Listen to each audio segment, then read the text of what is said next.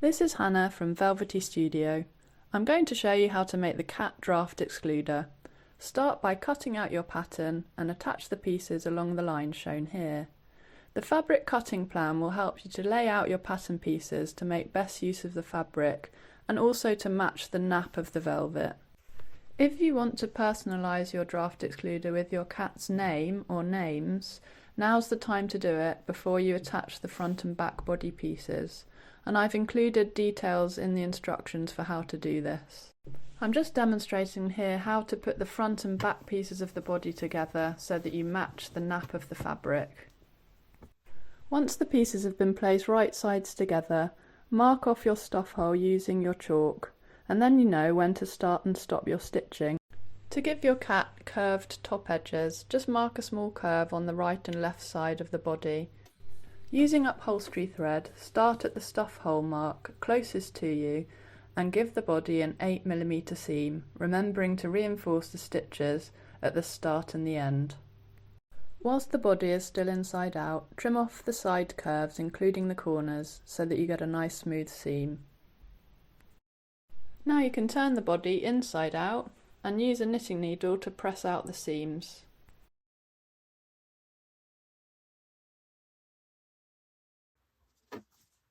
Use the facial features template to mark the position of the eye stitches. For this you will need grey wool on black velvet and a needle with a thick enough eye to feed the wool through. Take your time to get the spacing and size of the stitches even. I like to draw the stitches on with chalk and a dividing pencil line drawn with a sharp pencil. Knot the wool and start on the back of the fabric, feeding the needle up through your marks.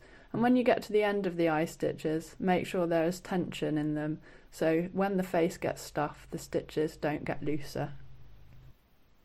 So I'm zigzag top stitching the white muzzle onto the grey face, and then once that's done you can position your pink nose using fabric glue and use pink thread to zigzag top stitch around the nose.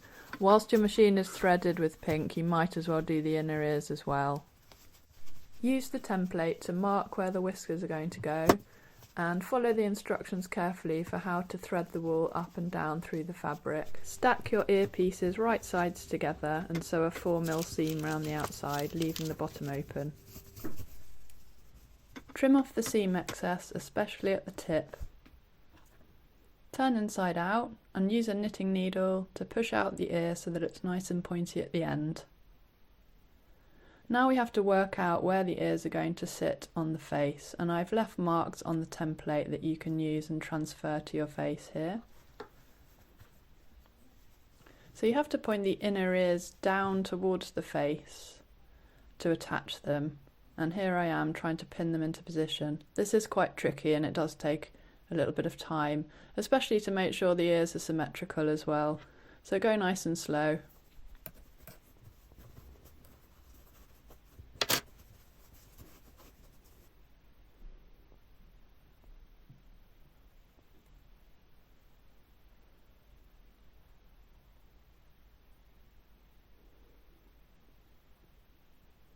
So now do exactly the same with the other ear, pin it into position, make sure they're symmetrical, and you can see I've lined up the edge of the ear with the edge of the face piece. So now we want to run a line of security stitches only over each individual ear, and this is so it holds the ears into place for when you put the back part of the head onto the face and you stitch around the outside. So now the back of the head is face down onto the facial features, right sides together, and we're going to start at your mark, leaving a hole at the top between the ears, and you're going to put an 8mm seam, which will avoid that seam that's on the ears being visible because it's a larger seam, so that one will be hidden. And it's time to turn it inside out. This is the exciting bit. So reach into the hole and just gradually work it out bit by bit. And here we go, the cat face is born. Check for any holes or tucks or anything like that. And that's the hardest part of this pattern done. So hopefully you have two mirror image tail pieces and you're going to put them right sides together and pin around the edge. You can mark off the stuff hole and then put an 8mm seam starting on one side of the stuff hole and working round to the other side, remembering to reinforce the stitches at the start and the end. Trim around the tight curves at the tip of the tail and the base of the tail, and then turn it the right way out and push out the seams using a knitting needle. Once you've done that, all your parts have been constructed, so it's time to start stuffing. Always stuff into the edges first, so the bit furthest away from the stuff hole, get that nicely packed with stuffing. And I'm working in with my knitting needle. Sometimes I turn it around so I've got the sort of fat edge of the knitting needle pushing in. Do the other edge and then you always finish stuffing the middle. The base of the tail is where you're going to attach the tail to the body, and because it has to curve round from the back to the front, you don't want it too tightly stuffed with stuffing. So exactly the same process for the head. We're wanting to put as much stuffing into the edges as we can to fill out the seams and make them look nice and smooth and round. So just keep going, keep pressing it down in, making sure you're getting to the edges before you then move further into the middle of the head.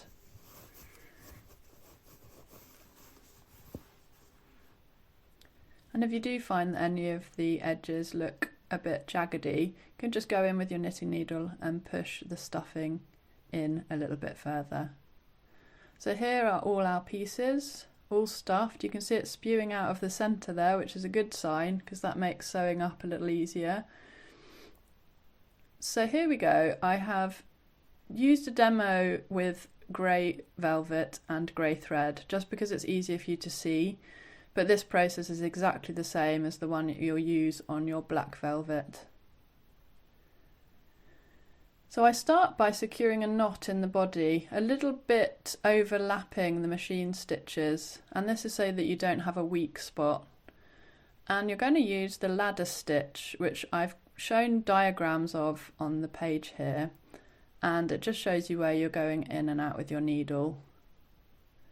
So you're trying to honour the 8mm seam that was there already, and you want your stitches to go along in a nice regular line. You can see I'm trying to keep that 8mm away from the edge.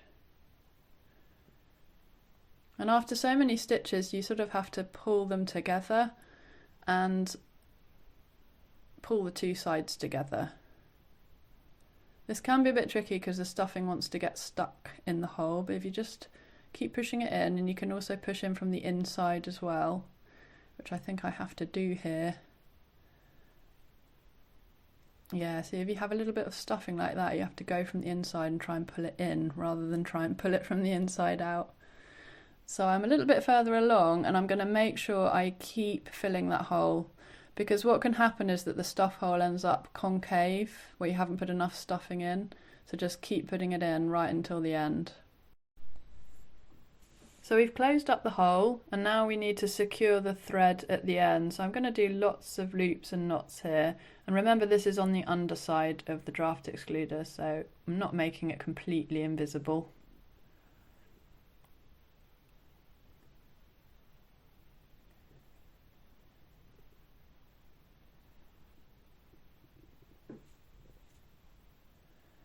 I always overlap the machine stitching a little bit with this so that there's not sort of like a gap where the machine stitching finishes and the hand stitching starts.